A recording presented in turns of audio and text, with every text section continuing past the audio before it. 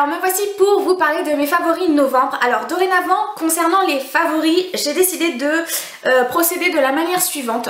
Je vous présenterai uniquement 5 produits et j'ajouterai un produit dit découverte qui n'aura absolument rien à voir avec le maquillage. Donc c'est un produit dit random pour être moderne. Ça peut être, je sais pas moi, quelque chose que j'ai aimé manger, un restaurant que j'ai découvert, voilà. Donc l'autre produit, le 6e produit, sera un produit bonus découverte qui m'a particulièrement plu au courant du mois.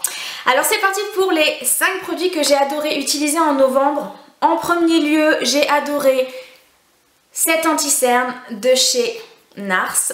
Alors bon, si vous suivez un petit peu les youtubeuses, les blogueuses, je vais pas vous étonner en vous disant que c'est un produit excellent. Et je ne vais pas non plus vous étonner si je vais vous dire qu'il coûte la peau des fesses.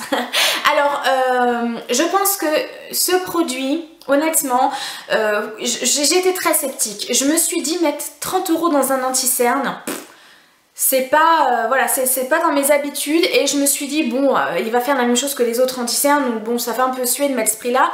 Sachant que Kiko fait un excellent anti-cerne, que j'étais sur l'anti-cerne de chez Jordana, je crois. Je ne sais plus la marque, enfin bref, j'étais sur un anti-cerne qui m'avait coûté une bouchée de pain et qui faisait, ma foi, très très bien son job. Et ben, il y a eu les moins 25% chez Sephora. Et je me suis dit, bon, de toute façon, j'aimerais acheter un anti-cerne. On va le tester, si c'est nul, et ben tant pis, j'aurais me jeté 30 € par la fenêtre, comme si j'étais riche, quoi. Mais je l'ai testé et ok, il est génial. Il est génial tout simplement parce qu'il a une texture un petit peu plus sèche que les anti-cernes que j'ai l'habitude d'utiliser. Bon, j'ai un peu de mal. Et surtout, quand on dit qu'il va vraiment pas dans les petits plis qu'on a en dessous de l'œil, il va vraiment pas dans les plis. Et j'ai été très surprise par cet anti-cerne. Alors moi je l'ai en teinte médium 1 Custard. Sachant que chez NARS, le Sheer Glow, je l'ai en teinte Barcelona. Donc c'est une teinte beaucoup plus foncée que Custard. Mais moi je trouve que les anti-cernes il vaut mieux. Enfin j'ai l'impression que c'est plus joli s'il y a une teinte en dessous, voire 2 teintes en dessous. Voilà, c'est mon côté Kardashian parce que c'est elle qui a lancé un petit peu cette mode.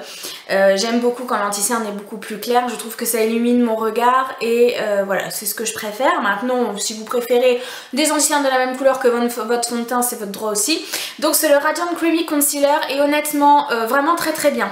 Par contre, on va quand même être honnête, c'est un favori, je pense que j'en ai pour un moment, mais je rachèterai pas juste parce que c'est quand même 30 € et mettre 30 balles là-dedans, je vous avoue que ça m'a un petit peu fait mal au cœur.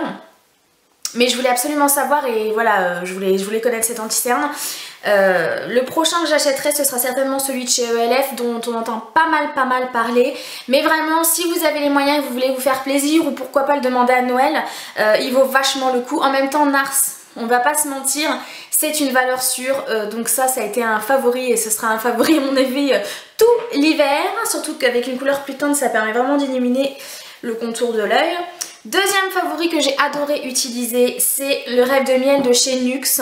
Alors c'est encore une fois un best-seller et on l'a eu dans la Glossy Box et c'est vrai que je m'étais dit faudrait que je teste et je ne l'avais jamais acheté parce que c'est vrai que je sais plus combien il coûtait un peu plus de 10 €, je crois. Mettre 10 € dans un baume à lèvres, c'est pas mon délire et donc bah il est vraiment super. Alors déjà il a cette odeur de miel tout à fait adorable. En plus on en met vraiment très peu. Ça sent super bon. On en met vraiment très peu sur ses lèvres. Moi j'adore le mettre le matin et le soir et j'ai senti que mes lèvres elles étaient tout de suite plus douces. Et j'ai plus du tout les petites peaux qu'on pouvait avoir à l'intérieur des lèvres. Ce que moi j'utilise en ce moment beaucoup, par exemple les rouges à lèvres de Line Crime, les rouges à lèvres, vous savez, liquides qui sont très tenaces, mais au fur et à mesure de la journée, au niveau du milieu, j'ai une sécheresse qui fait que du coup c'est pas très joli. Et depuis que j'utilise ça, c'est nickel. Donc ça c'est un gros favori si vous cherchez un baume à lèvres, foncez les filles. Surtout que vu le peu qu'on utilise et la tonne qu'il y a de produits à l'intérieur, à mon avis ça peut durer un bon moment. Troisième favori, c'est le More Brows de Modelco en teinte Medium Dark. Alors c'est le deuxième favori quand même de chez Modelco que je présente. Le mois dernier je vous ai parlé du bronzer et c'était Modelco également, et là j'ai vraiment un grand intérêt pour cette marque. Il faut vraiment que j'aille voir les prix parce que ça encore une fois je l'ai eu chez grâce à la Glossybox, et c'est, vous savez, un petit mascara pour les sourcils. Alors mes sourcils en ce moment je les dessine un peu, je les dessine pas trop, là je les ai laissés juste naturels et j'ai juste mis le More Brow parce que comme vous le savez j'ai pas beaucoup de poils, et ça me permet d'épaissir un petit peu la base de mes sourcils, et ça fait très naturel. Donc un gros intérêt pour ce produit parce que de moi-même j'aurais jamais acheté un mascara à sourcils, surtout que je l'ai dessiné beaucoup jusque là, et là je sais pas, ça m'embête, j'ai la flemme, j'ai pas envie de dessiner mes sourcils, et du coup ce truc là ça me plaît beaucoup. Quatrième favori. Tadam! Alors depuis le temps que je suis sur YouTube, si vous me suivez, vous savez que je suis amoureuse de ce produit et que de tous mes produits de maquillage, c'est le produit que j'utilise depuis le plus longtemps. C'est cet eyeliner. Cet eyeliner de Guerlain. Pourquoi je l'adore? Déjà parce que c'est, vous savez, une plume qui n'est pas rigide. Je hais les plumes rigides pour l'eyeliner. La plume est fine et en même temps on peut faire un tracé très épais. Il est super facile à utiliser. Le noir est divin. C'est un noir très foncé. Alors par contre pour celles qui n'aiment pas le côté eyeliner un tout petit peu glossy et que vous aimez vraiment le mat, c'est pas du tout quelque chose qui est fait pour vous. Mais mon dieu, j'adore. En plus il tient super bien. Il est waterproof limite. Enfin, je sais même pas quoi vous en dire tellement il est excessivement magique. Et voilà, donc la teinte c'est le numéro 1 bien sûr. Et je suis pas spécialement produit de Guerlain ou quoi que ce soit, mais alors cet eyeliner c'est une valeur sûre pour moi, et j'ai du mal à passer à autre chose. À chaque fois que j'achète un eyeliner de grande surface ou quoi que ce soit, je suis toujours un peu déçue parce que j'aime pas les pinceaux, et ça, quand j'ai commencé à me maquiller, j'ai commencé avec ce liner là, et c'est, je crois, vraiment un coup de foudre, et du coup je lâcherai jamais l'affaire. Cinquième favori et dernier favori, c'est mon parfum Coco de Chanel. Ce parfum déjà me fait penser, c'est très féminin, c'est luxueux, en même temps c'est Chanel, donc c'est féminin, c'est luxueux, c'est fort, c'est un peu oriental. Oh mon dieu, allez sentir cette merveille. Alors si vous aimez tout ce qui est très discret, c'est même pas la peine, mais si vous cherchez un parfum d'hiver très féminin, qui vous donne cette impression de sentir quelque chose de très classe, de BCBG, foncez sur le coco. Pas sur le coco noir, hein, sur le coco. Parce que moi j'adore coco. J'ai porté beaucoup Coco Mademoiselle, mais je m'en suis lassée.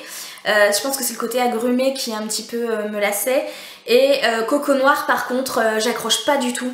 Mais alors celui-là, oh là là, alors par contre c'est clair qu'il coûte juste super trop cher. Donc ça c'est un petit peu dommage, il faut l'économiser. Par contre c'est vrai qu'il faut pas en mettre beaucoup, donc ça c'est l'avantage. Mais mon dieu, Coco. Et en plus ça ne pouvait être que mon parfum, puisque mon pseudo révèle quand même que je suis faite pour Coco de Chanel. Donc ça, c'est le parfum de l'hiver par excellence pour moi, avec Alien. Que j'aime beaucoup, mais pareil j'ai une lassitude, donc là en ce moment c'est celui-là et je l'adore.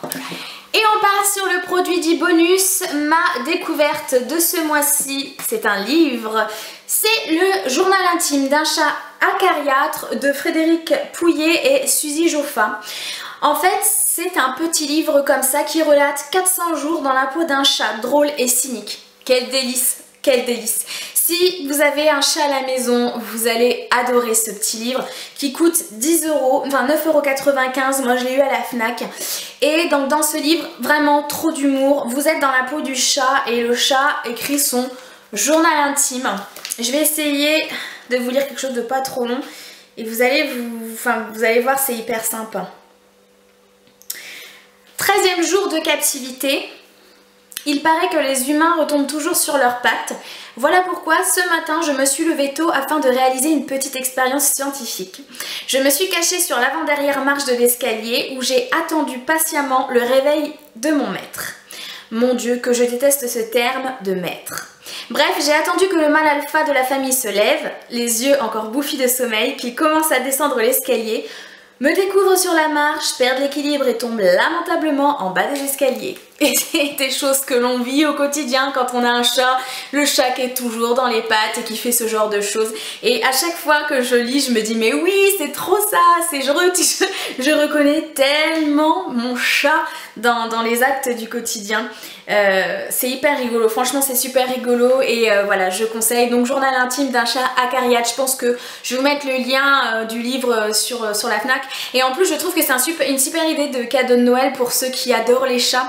Voilà, donc là c'était mon petit plus pour novembre. Voilà, j'espère que la vidéo vous a plu. Je vous dis à la prochaine vidéo et je vous embrasse très fort. Ciao.